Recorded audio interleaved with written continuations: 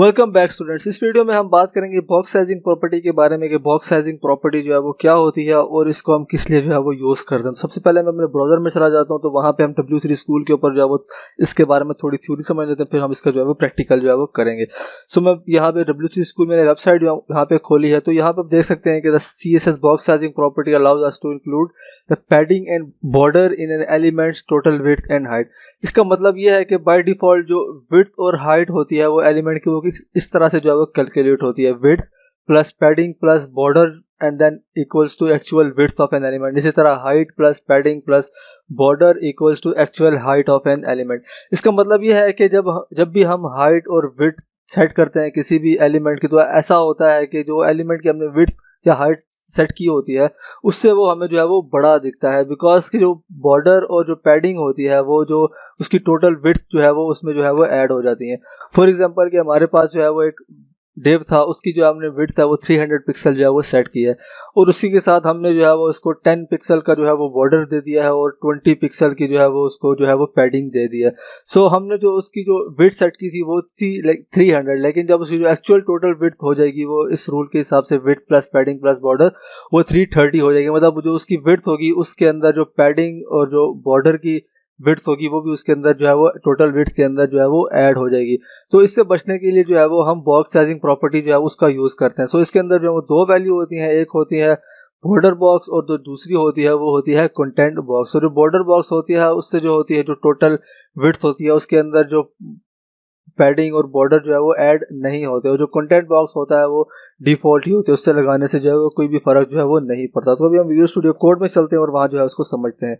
सो यहाँ पे मैं विजुअल स्टूडियो कोड में आ गया, तो यहाँ पे मैंने एक डिव बनाई है जिसको मैंने क्लास दी है बॉक्स के नाम से। फिर इसके अंदर मैंने एक पैराग्राफ लिखा है एंड देन फिर मैंने बॉक्स को जो है वो डिव जो उसको मैंने विड्थ दिया 400 पिक्सल और बॉर्डर दिया है 1 पिक्सल। सो अभी जो इसकी टोटल विड्थ होगी वो 401 पिक्सल होगी, क्योंकि 400 जो एक्चुअल विड्थ है डिव की और 1 पिक्सल का जो है वो बॉर्डर है। तो अभी हम इसको जो है एक पैडिंग अप्लाई कर रहे हो, देखें आप यहाँ पे देखेंगे कि एकदम से इसकी जो विड्थ होगी वो बढ़ जाएगी। तो मैं इसको जो है वो पैडिंग अप्लाई करता हूँ, मैं यहाँ पे लिख लेता हूँ पैडिंग एंड देन मैं यहाँ पे पैडिंग अप्लाई कर देता हूँ 30 पिक्सल। सो अभी मैं इसको सेव करूँगा तो यहाँ पे आप देखेंगे कि जो उसकी विड्थ होगी डिव की वो ऑटोमेटिकली जो है वो बढ़ जाएगी। सो मैंने इसको सेव किया, यहाँ पे आपने देखा कि यहाँ पे जो डिव था उसकी विड्थ ऑटोमेटिकली जो है वो बढ़ गई है। सो अभी इसकी जो विड्थ होगी है वो 431 पिक्सल जो है वो हो गई है। सो इस चीज़ से हम बचना चाहते हैं, तो उसके लिए जो है हम चाहते हैं कि इसकी विड्थ जो है वो ना बढ़े, तो उसके लिए जो है वो हम बॉर्डर बॉक्स का जो है वो यूज़ करते हैं। तो मैं यहाँ से जो पैडिंग है इसको जो है वो मिटा देता हूँ एक मिनट के लिए।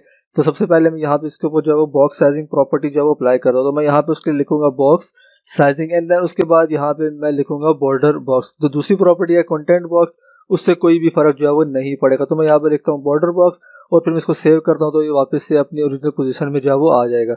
सो अभी हम जो पैडिंग मैं यहाँ पे दी थी इसको मैं जो है वो अनकमेंट जो है वो कर देता हूँ। तो मैं इसको जो है वो अनकमेंट करके सेव करूँगा, तो आप देखेंगे कि इसकी विड्थ जो है वो नहीं बढ़ेगी, इसकी हाइट के ऊपर जो है वो फर्क पड़ेगा। तो यहाँ मैंने इसको सेव किया, तो यहाँ पे इसकी जो विड्थ थी वो उतनी ही है और जो इसकी हाइट थी उसमें थोड़ा सा जो है वो फर्क पड़ा है। मतलब अभी जो इसकी हाइट जो कैलकुलेट हो रही है वो कैलकुलेट हो रही है width plus border plus padding work. So अभी मैं इसको जो है अगर मैं बॉर्डर दे दूं तो तब भी इसकी विड्थ जो है वो नहीं बढ़ेगी, तो इसको मैं बॉर्डर दे देता हूँ 12 पिक्सल का। सो अभी मैं इसको जो है वो सेव किया, तो आप देख सकते हैं कि यहाँ पे इसकी जो विड्थ है वो इतनी ही है, मतलब 12 पिक्सल का बॉर्डर भी इसके ऊपर जो है वो अप्लाई हो गया है। अगर मैं इसकी विड्थ को जो है वो कम भी कर देता हूँ या ज़्यादा कर देता हूँ तो उसके ऊपर भी कोई फर्क जो है वो नहीं पड़ेगा। सो जो दूसरी प्रॉपर्टी है कंटेंट बॉक्स, तो मैं वो यहाँ पे जो है वो अप्लाई करता हूँ, तो मैं यहाँ पे लिखता हूँ कंटेंट बॉक्स।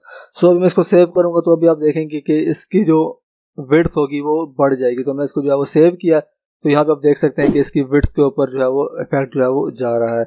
सो इस तरह से हम बॉक्स साइजिंग जो प्रॉपर्टी है उसको जो है वो यूज़ करते हैं। तो उसकी दो ही वैल्यू होती हैं, बॉर्डर बॉक्स और कंटेंट बॉक्स। बॉर्डर बॉक्स से ये होता है कि जो एक्चुअल विड्थ होती है वो नहीं बढ़ती, मतलब जो बॉर्डर होता है और जो पैडिंग होता है वो एक्चुअल विड्थ के अंदर जो है वो ऐड नहीं होता।